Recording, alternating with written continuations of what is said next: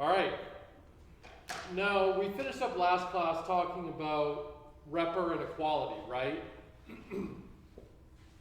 And I showed you an example of a repr for a sphere. And I want to be clear that the example here that I'm showing you, it's just an example. This is by no means like what you are to write. You just write a repr that makes sense for you, for your needs. Right here, I mean, the simple thing is class name followed by, the variables in parentheses or the attributes, because it's descriptive. But I mean, maybe you wanted to, like, if you're thinking of the circle, maybe when you print out the circle, you wanted it to like render as like an ASCII circle on the screen of the appropriate size. I don't know. Do whatever you want, right? Just as long as it makes sense for the context of what you want to do. So it's not like, don't think like, oh, this is how, this right here, this string, right, the class name followed by parentheses, followed by all the attributes, that's the right way. No, it's just a way. It's the way I did it. It's not the right way. Same thing with equals, right? With equals, I checked if all the attributes are the same. Don't have to. I mean, we're inventing it. I think I did mention last time that with equals, perhaps for spheres, you only really care if the radius are the same, right? If they're the same, then they're equivalent spheres. It doesn't matter if they're at like where in space they are. We, for our purposes, might need them to be equivalent if they are just the same size. Or maybe it does matter where they are in space. Entirely depends on what you want to do. Any questions about any of all that? Because what did we talk about in that lecture? We started with, well, just like with the circle, we made a new class definition but for a sphere. We had our constructor and we had a couple of attributes, but unlike the circle, this one had more. It had an x, y, z coordinate. We added some methods, some basic geometric ones, or geometry-based ones, right?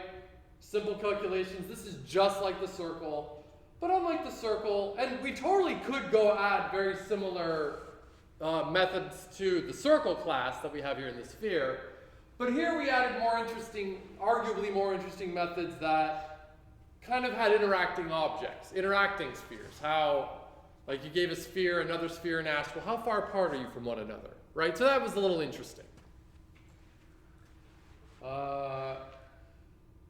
We also saw that, well, if we want to if we want to make use of a method inside the class, we do need that self-reference variable as well. Self.distance to edges, because distance between edges is a method. Because it's in the class, I have to say self.that.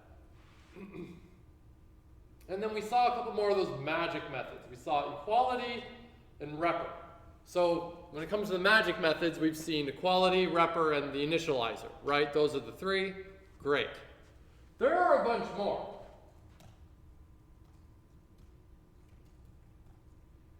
If we go here and we have a look, here's the first link. There's a bunch more. Like, look at this.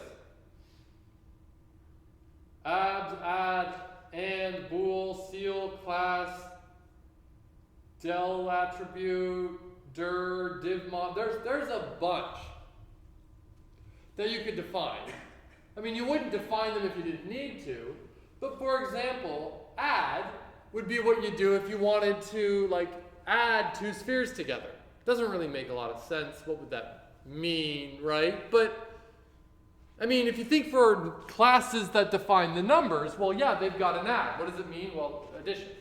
But if you were to go and look up the string class, and you look what would be in the add magic method, what do you think would be in there? Based on how you know strings work.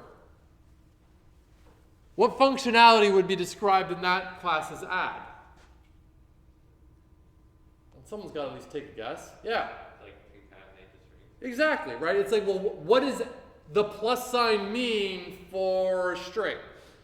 Here, what would the plus sign mean for a sphere? I don't know. What could we make it? Any ideas? Volumes, radiuses. Make them add the volumes, return a new sphere with with the sum of the radiuses maybe at a point between the two, whatever, we can make it up. I mean, at this point we'd be ham-fisting a method to just make it work, but we could do it. And, what do you think and would describe? It's not a trick question.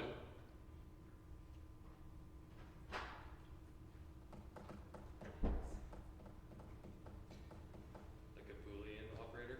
Well, yeah, like what would happen if you anded two of these objects together? It would return false and true depending on if they were both false and true. Well, it would return. Really, what we're saying is, if you have sphere A and sphere B, what happens if you and them together?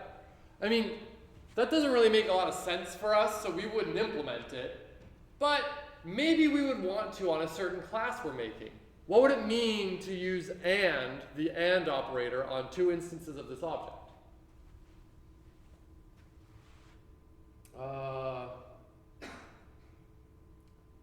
Mod would define, I'm going to guess, how the modulo operator would work on this object. GT, well, that's like greater than. What would happen if you use greater than on this object? Yeah. I still don't get the and. How do you and two objects? Well, how do you and two Booleans? What does it mean? You're just comparing the two? Well, when you and Booleans, right, if two things are true, you return true, right? But someone had to define what, like, that for Python. If this is true and that's true, you return true. There, you defined and. Well, what would it mean for you to and two sphere objects together? Well, that really doesn't make sense for us, so we don't implement it. But maybe we were making objects where it would make sense to have an and operator defined for it. We're not doing that here, so we don't need to. But there's another one in here that I want to emphasize. Come on, where is it? This is definitely not a complete list. All right. We'll learn about more later. Point being, there's a lot of them. You implement the ones you want to. You don't implement the ones you don't want to. That's all. Some of them are common, like your equals and your repr, and your constructor, that's for sure. The other ones, not so much. Like here, let's see what happens if we do it for our sphere.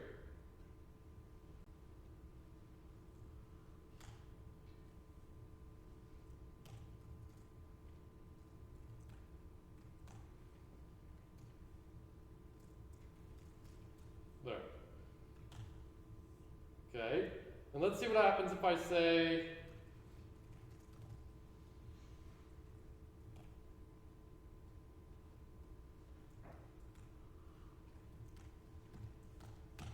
oops.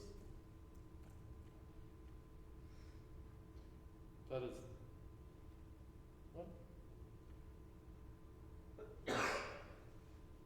All right, well, I guess I'm not sure how this one works entirely because it didn't do what I expected it to do. Or does anyone see something I'm clearly doing wrong? Well, whatever. Not sure how the and one works, but I have a feeling it has something to do with and. I just don't know how to make it work, I guess. I'd have to look it up to see how to define and properly. Yeah? Isn't it, it's a method, right? So maybe dot and? No, because this would be the magic method, so we wouldn't want to call it like that. In the same way we wouldn't want to call equality with .eq, we'd call it with equals equals. This is just like, well, what happens when you use the and operator on two objects of this type? I'm a little confused as to maybe they do need to be separate? Oh.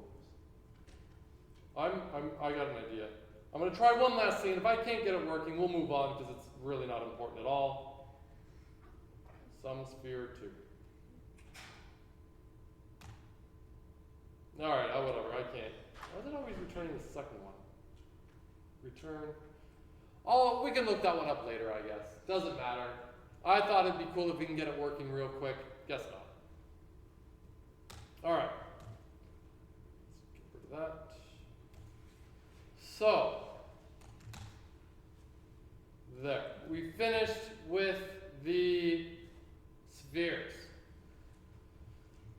And then at the end I showed a little bit of testing things, but again, it's probably getting obvious that, like, wow, the cert tests are getting kind of annoying in terms of how much there is and how, like, uncoordinated this all feels. So, just keep that in mind.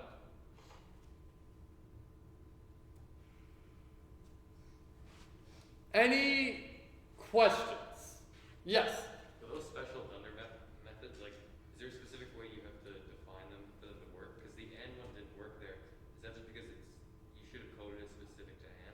I don't know. Let's look at Python and see if we can find an example and see if we can make sense of it. Oh, is it bitwise and?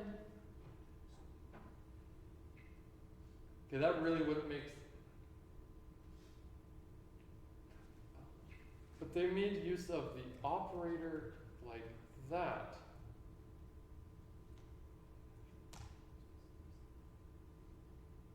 Oh. Huh, alright, fine. I guess and, as it's defined like that, is the operator ampersand, which is a little bit different than the operator and, but that doesn't matter right now. So, it's not that I defined it wrong, it's just I was trying to access it the wrong way. You can put whatever you want in any method, but with the dunder methods, they are intended like, well, the add one is to say what happens when you add things together. The EQ is to define if things are equals. I mean, you can put whatever you want in there. Yes, there's no information stored in Python if you call a specific dunder method. Sorry, say that again? Like if you call and you call add, it's not going to have pre-built code depending on what you put in there. Right, so if I say plus, it's going to say there's no such thing as plus for sphere in a sphere. That's not defined. But let's go here and see if we can do that. Def add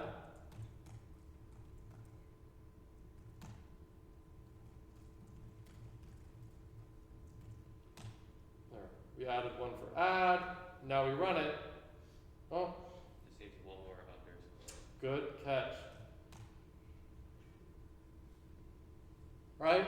Now obviously this is a really dumb idea because apparently what I've said is if you ever add two spheres together, the result is a string that says, what does this mean? That's kind of silly, right? Maybe what it should do is return a sphere at the origin of size self dot radius plus other dot radius.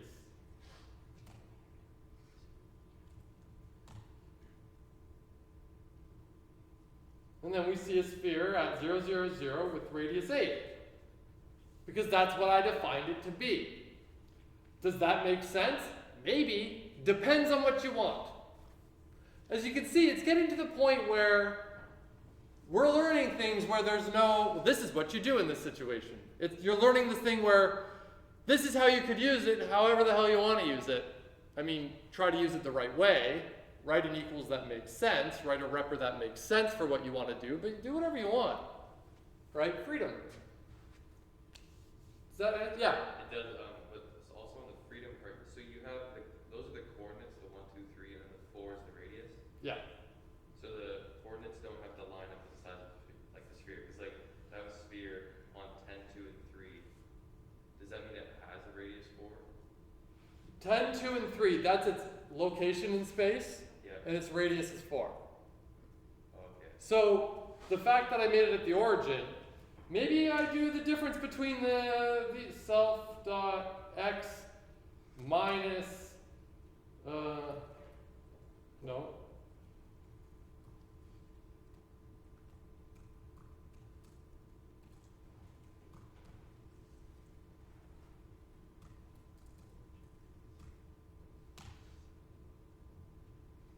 There, now it's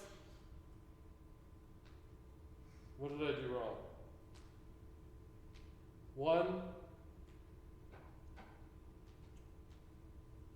Oh, because I did it on sphere 2. Or sphere on itself. There. There. It's at index -9, 0, and 0. I just took the difference between the x's and I summed their radius. Radii? I don't know.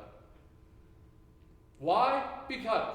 Now, this is not something you should be like, oh, I better take notes on this. No, this is just, hey, cool, look, you can do this if you really want. Ask me how many times I've ever written an add in any of my Python classes. Someone ask. How many times? 0. Well, at least once. You use it when you need it. It's not something you should be like, oh, I got to remember this, because no, the takeaway is you remember that there are a bunch. And if you're ever making a class and you think, what other dunder methods could I include? You just go look them up and be like, oh, that'd be cool, let's do that. There are a couple. There's the usual suspects, your equals, your repr, your init. Depending on the type of object you're doing, there's going to be a couple of others, like length. But the other ones are just kind of like cool, right? They're not something you need to like memorize by any means. Does that answer all your questions?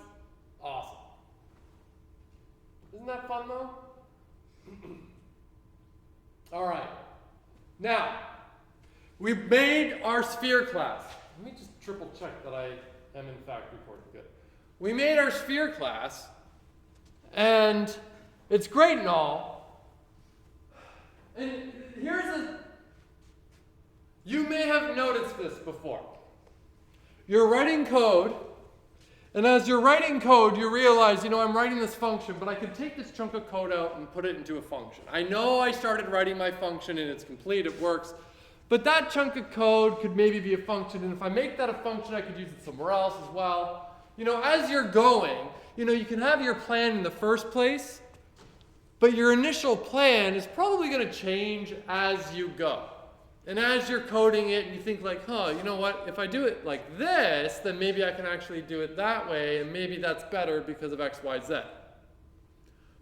On assignment 3, for example, and this actually reminds me I need to fix something, there's a section about drawing the game board. And often what would happen is you'd be like, okay, I'm going to draw the game board. Okay, let's start working on this. I need to draw the game board. How am I going to do this? All right, so I need to start. I guess I can go row by row. And then after that, well, each row has a column. You know what? No. I'm not going to draw the game board yet. I'm going to draw a single row. I can do that. That's easy. So I'm actually going to focus on drawing a single row. And by doing that, then I only need to deal with drawing the 3 separate. You know what? No. I'm going to start by drawing a single cell. If I can draw a cell, I can draw a row pretty easy. And if I can draw a row, I can draw the whole board pretty easy. So you don't start where, you start here, you start working it, you break it down, you break it down, you break it down, you break it down, then you go back up. That's a very common pattern. And with this sphere object, I'm thinking, great, now I have the ability to keep track of spheres in 3-dimensional space. The spheres have functionality and data kind of coupled together. The sphere knows information about itself, and it also has some functionality associated with it. But I don't want to just keep track of spheres, let's say. Maybe I also want to have cubes and other 3-dimensional shapes in this space. And if I'm going to do that, I do want to know the coordinates of all of them in space. And although I hard-coded the x, y, z as attributes in the sphere, maybe what we can do is we can extract the x, y, z attributes out of the sphere. And instead, we make a point 3D object that represents a point in 3-dimensional space. Then the sphere has an attribute that is a point 3D. So instead of the sphere having an x, y, z coordinate, it has a 3D point, a point 3D. The point 3D is the x, y, z coordinate. But now we can start delegating responsibilities because, points, we can measure distances between points. I can offload all of the distance calculations to the point object. Because I'm going to need all of those distance calculations for my cubes and my pyramids. I want to know the distance between the centers of cubes, right? Am I going to rewrite all of that functionality, all those methods I wrote for my spheres about calculating the distance between points and whatnot? No, what I can do is I can just basically take this function, shove it in a new class where the class is just an XYZ coordinate, give it another XYZ coordinate, and then there you go. You've suddenly got this point are the things that can do the distance calculations, and then the 3D shapes can just go like, hey, points, how far away are we? So this seems like a good logical breakdown, to me at least. So great, we made our sphere, but maybe we can improve it because our program's growing and we can start breaking down our objects a little bit. So, we made a sphere, but there's things we can do to improve the design. One idea is to make a point 3D class to manage all the point-related things. Location in 3D space, distance between points, equality on points, and really whatever we want. Although there's nothing wrong with the original sphere implementation. There's really nothing wrong. Let's consider that it will make our sphere class a lot simpler to understand if we extract all of the 3D coordinate stuff from that sphere. It allows us to write methods at a higher level of abstraction as well, because I can delegate all that distance calculations to the points. Like, what's the distance between the centers? I don't know, just points tell us. What's the distance between the edges? Well, okay, points. How far away are you? So now we know the distance between the centers, and then we could just subtract our radii from it. So it's delegating the work. We want to make other three-dimensional shapes, so we're going to want 3D points as well. It allows us to abstract and delegate some functionality to another class. Kind of already said that. And it will help with testing. This is a big one that new programmers often don't even consider. It's really going to help with testing. It is far easier to test multiple small, nice, clean, well-defined classes than it is to test one big, complex, convoluted class that's doing a lot of work. With the point, I can test all the distance calculations are there. With the spheres, I can test all the sphere stuff and not worry about testing the point calculation because that's tested somewhere else. When you wrote your test, did you need to test the fact that addition is correct? No, you just assume that Python is capable of doing addition, which is a safe assumption. So let's make a point 3D class now. We're improving. We're not having a sphere class. We're going to make a point 3D class and then go back to make changes to the sphere class. So our point 3D is going to only have an XYZ coordinate. That's it. Because that's all we need to know where we are in space. The class will have a few methods, including some that will replace the functionality within the sphere. So we want a method for measuring the point distant from the origin.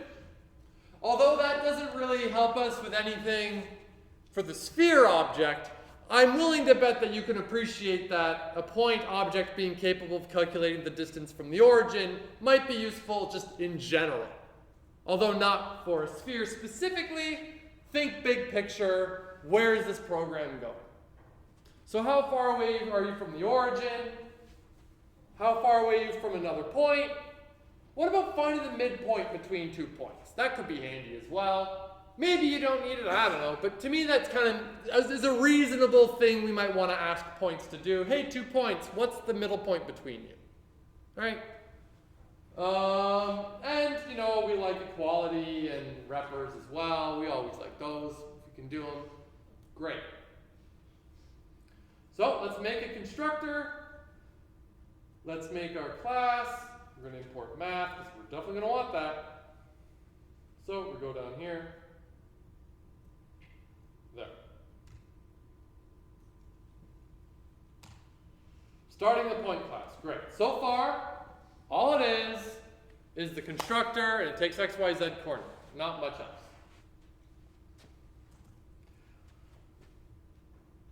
Any questions about this or anything I've said so far before we continue?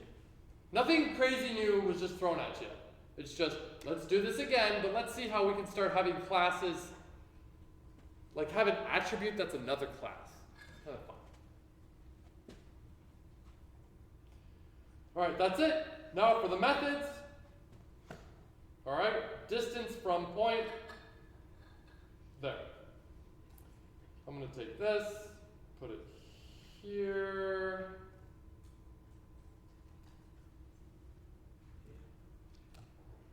This right here is just, this is the same thing. If I scroll up to distance between centers, it's the same. Square root of self, other, square, right? That's all it is. Distance between points. That's it. Because I think this makes it a little nicer to read, we'll go like that. Okay, great. Now we've got our nice distance between points. You know what's kind of cool? If I have a method for calculating the distance between points, how can I make use of that method to find the distance to the origin?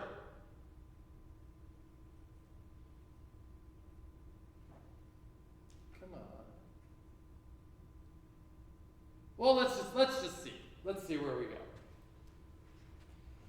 Okay. Oh, we've got our equals and our repr. Great. Let's add those.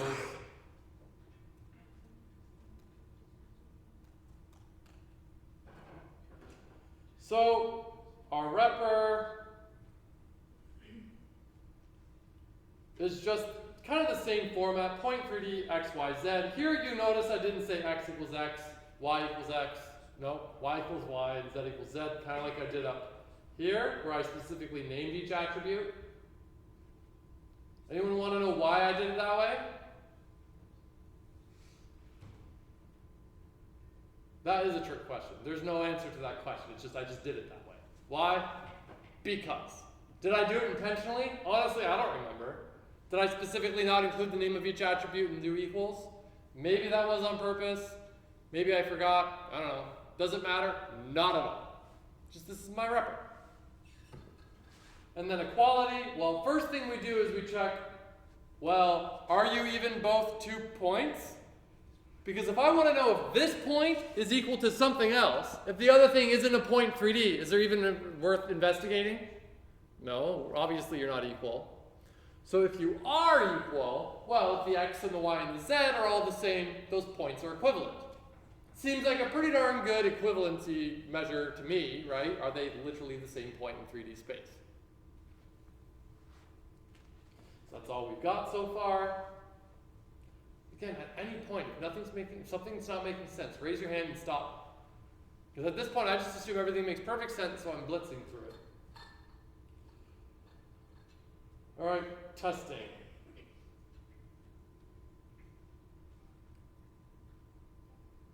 Did I not include, where's the other, like, distance from point? Is there supposed to be a distance from origin? There is. It feels like some functions are missing. Yeah, because there isn't. So one of the assert test fails.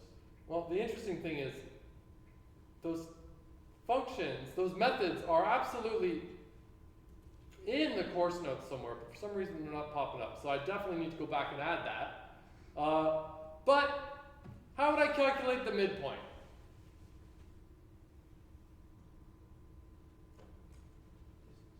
Please tell me you remember, like, when do you learn about Cartesian coordinates? Like grade 7? Come on, guys. Am I wrong? Maybe it's grade 8.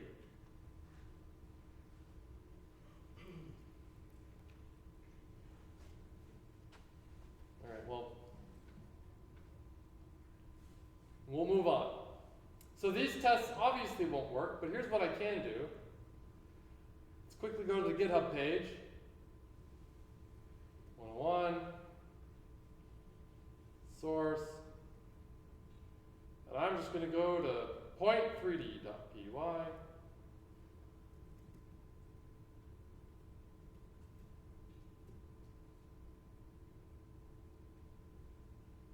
There.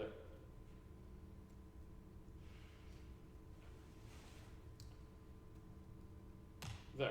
Now I have the working point class. Let's go look what we have. Well, I've got the initializer, I have distance from point.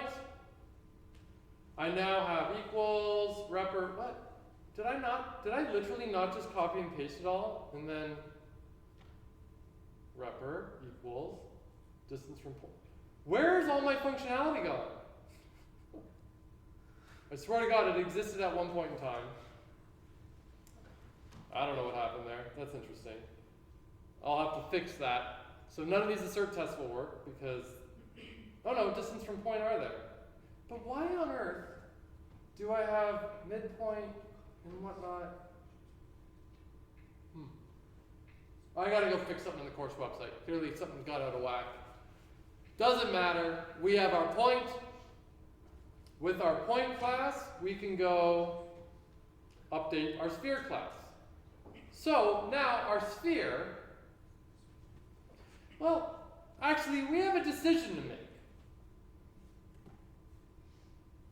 So we have our point 3D, which keeps track of an x, y, z. And then I want to make a sphere. And a sphere is going to know its point in three-dimensional space. But how do I want the sphere's constructor to work? Do I want the sphere's constructor to take an x, y, z, and then within the constructor it creates a point for itself and store it at an attribute called point? I'll show you what I mean. Should I do this where I go self dot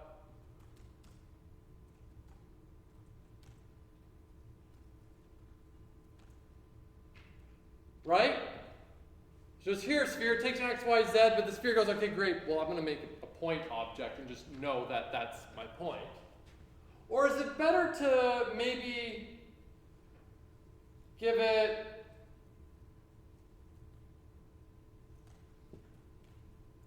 which is a point 3D, right? What's it mad about here?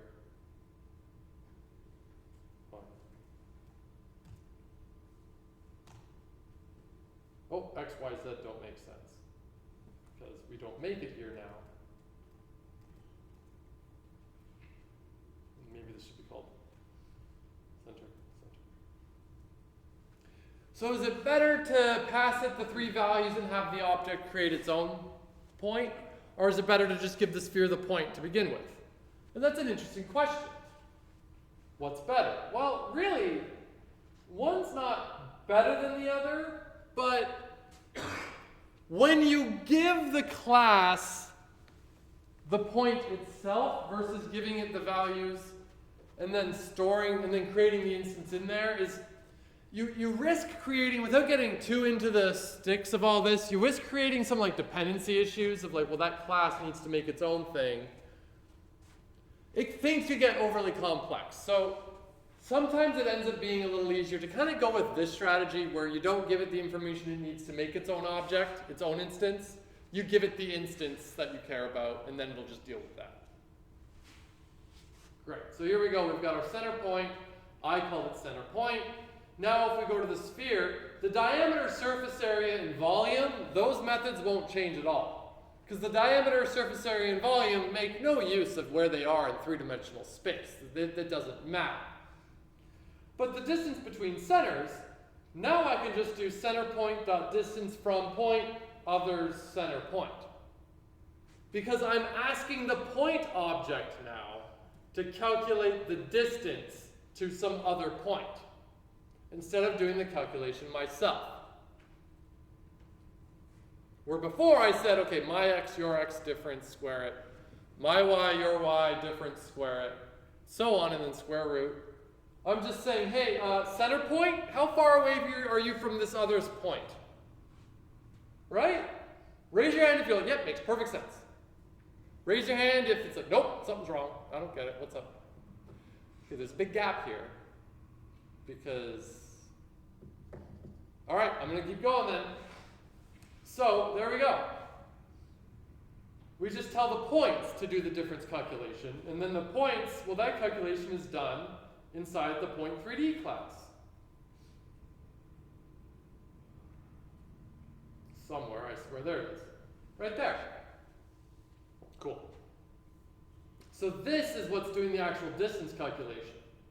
And this is from a point, the point 3D class. So the point 3D's job is to deal with that distance calculation. The sphere doesn't care. It's not the sphere's job to do any distance calculation. You can ask a sphere how far away it is from the center of another sphere, great, but it's going to delegate that work to the other class. Just hit points, how far away are you? Okay, great, here. Right? And we would also have to update distance between edges. Well, because now, actually, I guess we don't even need to. Because we just call the distance between centers, which calls the point object's distance calculation. Now, I'm going to ask a question here. Distance between centers. For the fun of it, I probably actually wouldn't go ever make this change. I would leave it as the method as it is with the name distance between centers. Or if let's go back to the 3D point class, actually, this will make more sense if I'm talking about it here. Distance from point. I like the name of that function or that method. I would leave it like it is. But raise your hand if you think we could use like a dunder method to say, if maybe there would be like a dunder method we could use in this particular situation.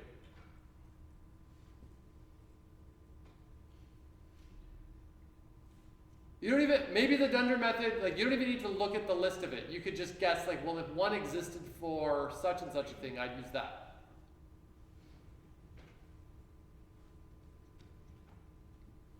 All right, it's fine. It doesn't matter.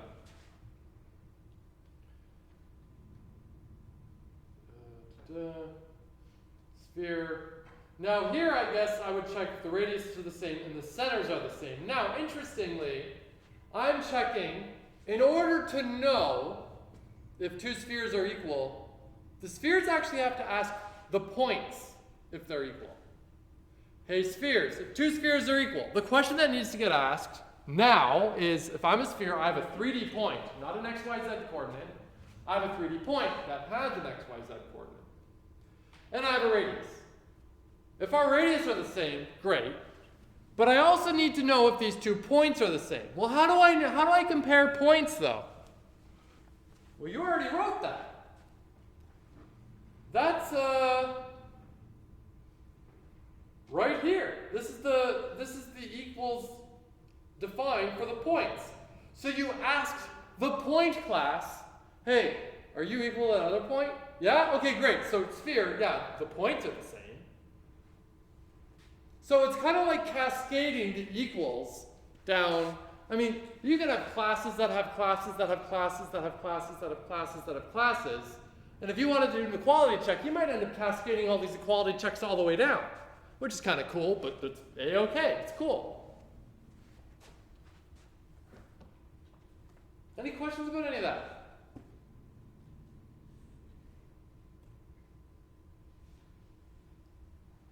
All right, sphere. This would be kind of interesting too, because I could update my repr, because now, okay, before I actually do anything, do I have a full, I do not. See if I have a sphere and sphere original. Okay, good.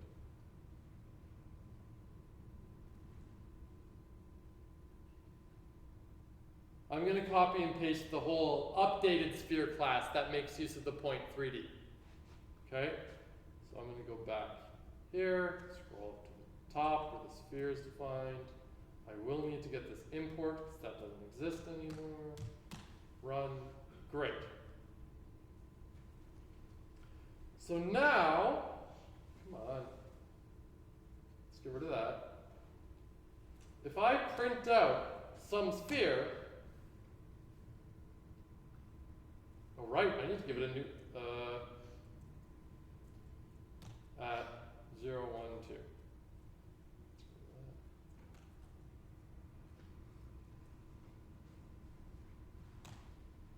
Now what's it mad about? Comma. So now the sphere has a center point that is a point 3D that has x, y, z of that, and a radius of 10. Oops. So it's quite clear that this object has another object like in it.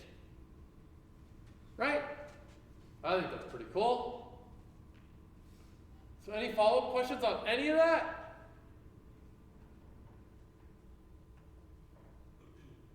Remember, if you do, ask it here because chances are a couple other people in here have it, and it's a lot easier to answer one than 3 different times, 3 different days, 3 different office hours. All right, great. So now we go back here.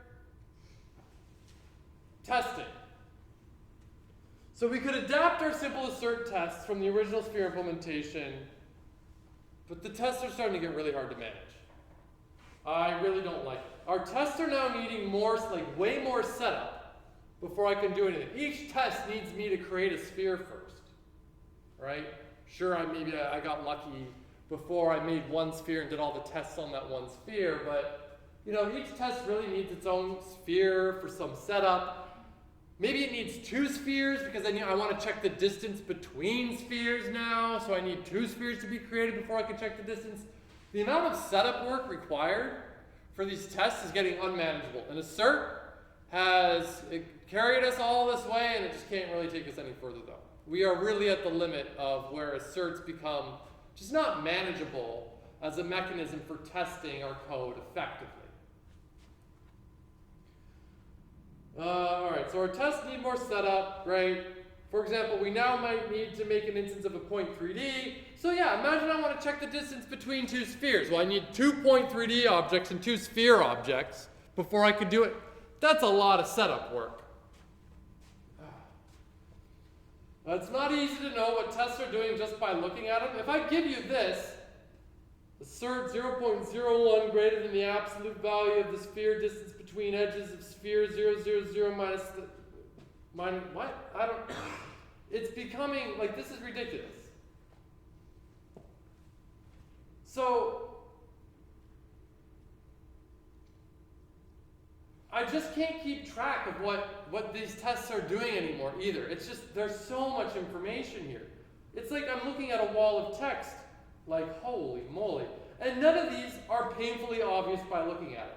Remember, when you've got complex chunks of code, you know, maybe you comment them, but if you could, and maybe you throw it into a function, and the function has a really good name, like Celsius to Fahrenheit, you immediately know what that code does now, because it's basically called, it's describing itself. The function's name describes exactly what it's doing. So we're in trouble there. It's hard to get a sense of how thorough the tests are, that's for sure, because it's all just there, it's hard to really tell.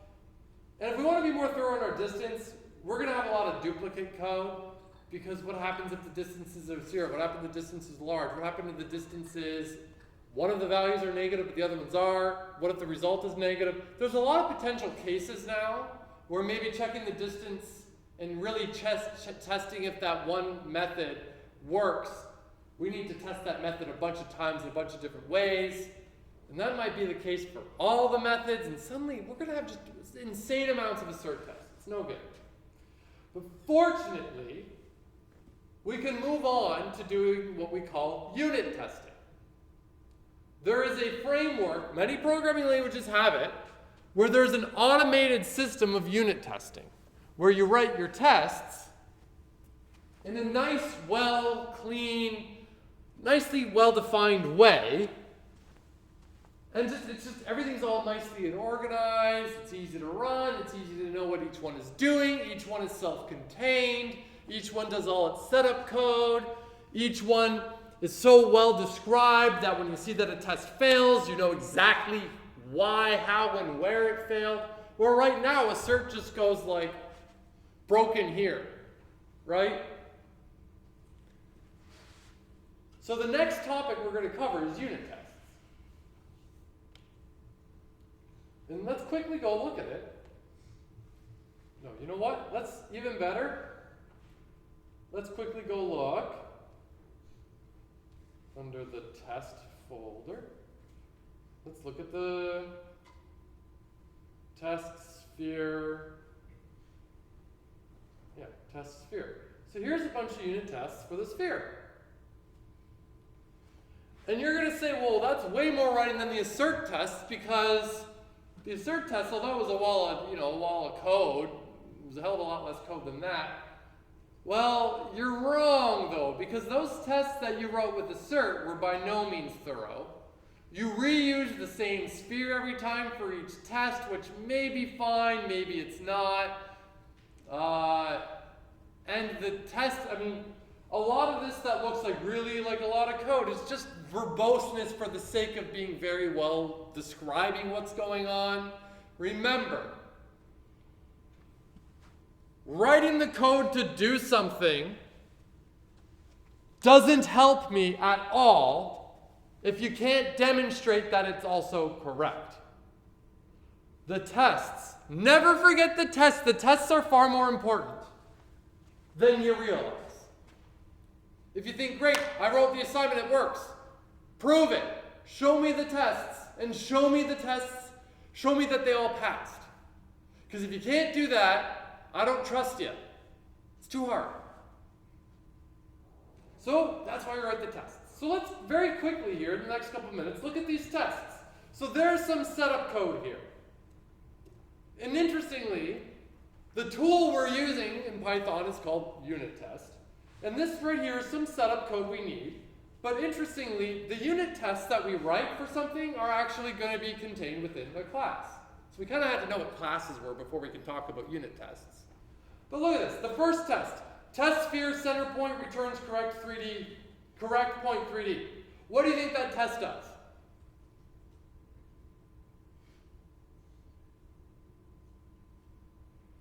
It returns the same, like, if the point 3D is the same as the center point of the circle.